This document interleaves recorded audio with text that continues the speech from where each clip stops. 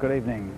As you'll have heard, since we were last on air, a man has been charged with the murder of Jill Dando, who presented this programme with me, of course, until her death last April.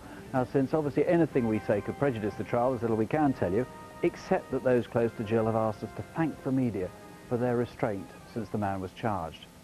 And there's more news about another Crimewatch case.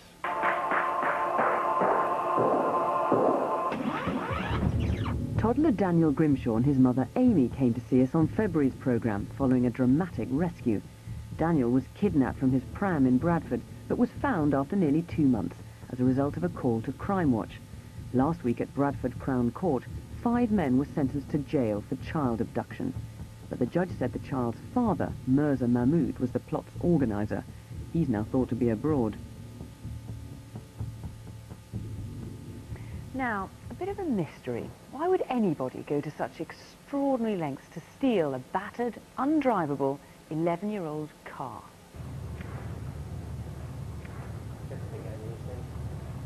I work in a big garage doing repairs and recovery.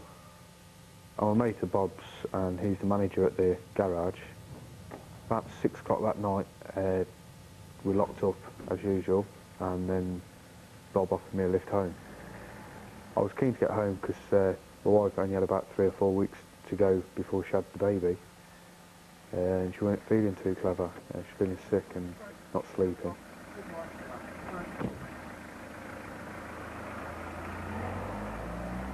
Once I got home, my wife didn't really want to cook, and I'm not a very good cook, so I said that I'd go to the chip shop. I then started to walk back, just hoping that I'd have a nice relaxing night in. I was only a couple of minutes away from home when it happened. Excuse me, mate. You know park gate's ready. Get in the car. Just get in the car. We know who you are. And when I saw the gun, I was absolutely terrified, and I believed that I'd been shot if I didn't get into the car.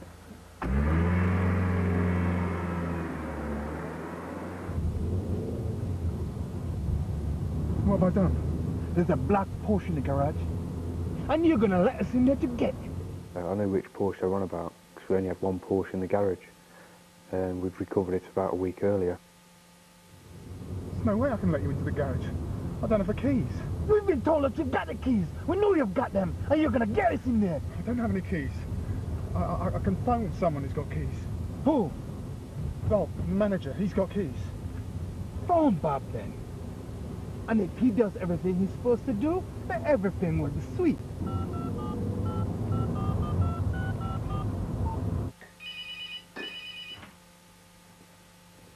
Hi, Steve, mate. Bob, listen to me. I'm sitting in a car, and there's someone pointing a gun at me. Right, okay, Steve, pull the other one, mate.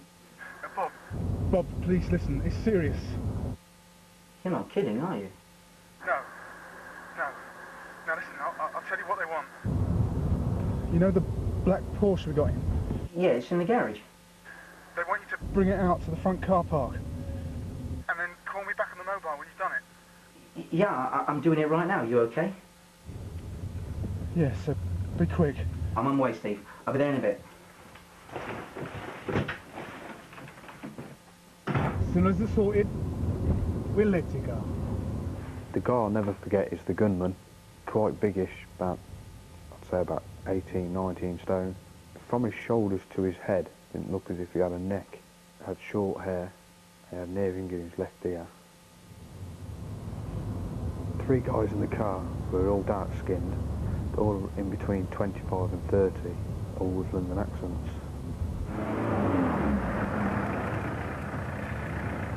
I was in a rush to try and do everything as quick as possible.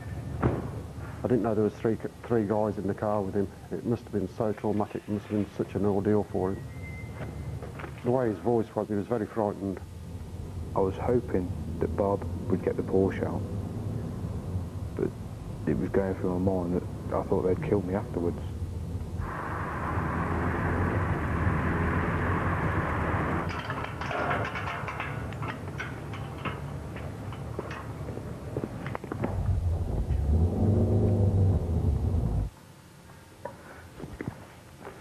when I looked to get the Porsche out, I was in that much of a rush, I almost hit the wrong buttons on the alarm.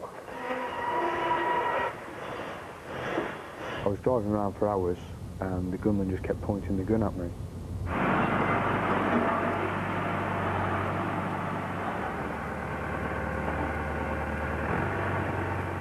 Mate, the car's overheating. And I pulled the car out into the car park, left it where I was told to leave it. As I was driving the forklift back round to the back compound, I noticed a red lorry. It was a recovery truck coming towards me. I was a bit worried myself because I didn't know who was in the truck. I didn't know whether Stephen was in there or what. Steve, it's Bob. The car's in the front car park. Cheers, Bob.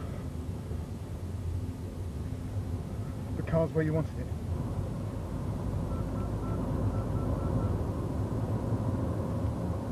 Yeah. The car is on the car park deck. The gunman spoke to someone called Deck.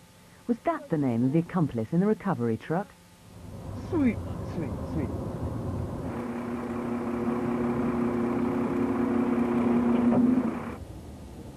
They pulled down a country lane and we sat there for about half an hour.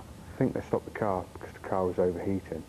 It was dark in the middle of nowhere and I was just really terrified of something happening.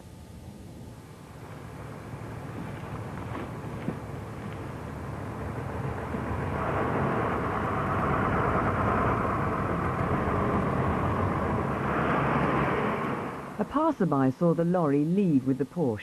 It's thought it headed in the direction of Coventry on the A444. Did you see where it went?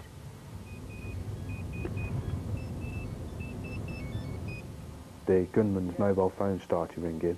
It had a light on the aerial which started flashing. Pull over here. They eventually pulled over on the Oxford Road on the way to Southam. We'll keep the phone, mate. Go on. I was relieved that I was still alive. I managed to get a quick glance of the number plate with CK at the end of the registration. The reason why I remember that is Calvin Klein. The Cavalier headed in the direction of Banbury. The ordeal had lasted 2 hours. A few weeks after, my wife gave birth to a little boy, which I never thought I'd see. Nicky, a terrible ordeal for that man. First of all, what can you tell us about the car that was taken, the Porsche? Right, it's a black 911 Porsche Carrera, and it had accident damage and wasn't drivable at the time of the incident. It's a G-Reg car which was on H-registered plates, and it had a tail fin which wasn't standard to that year of the vehicle. The vehicle shown in the reconstruction is actually a newer version, and this was the old shape of Porsche. And it could possibly be out there now on new registration plates, and the only way that the new owner, if you've purchased a Porsche similar age to this one, would know that it was a stolen vehicle would be by checking the engine number of the new vehicle. I think the engine number's up on the screen now. Why this particular Porsche? We can't be sure. We can only speculate. It would appear to be a completely insane risk to take just to recover an 11-year-old Porsche. We can only speculate that there was something of high value in there, such as drugs or cash or anything like that, which would cause them to take such a risk to recover the vehicle. Now, what about the other car, the gang's car, the white Cavalier? Right, it's a J-Reg Cavalier hatchback, and it had a 3 in the numbers and either CK or KC in the lettering of the registration plate. It had a BRMB, which is a local radio station, sticker. Radio Birmingham. Yeah, in the rear offside window. And it may have some stage been parked in the car park of the Convoy pub, which was near to where Steve was picked up. And the occupants of the vehicle may have been drinking in the pub at some time during the evening before this incident occurred, or they may have been seen on the car park. Now, the clearest description we have, not surprisingly perhaps, is of the man who was pointing a gun at our victim's face. What can you tell us about him? Yes, the e-fit that we have is a 95% likeness of him. It's quite unusual looking. It's about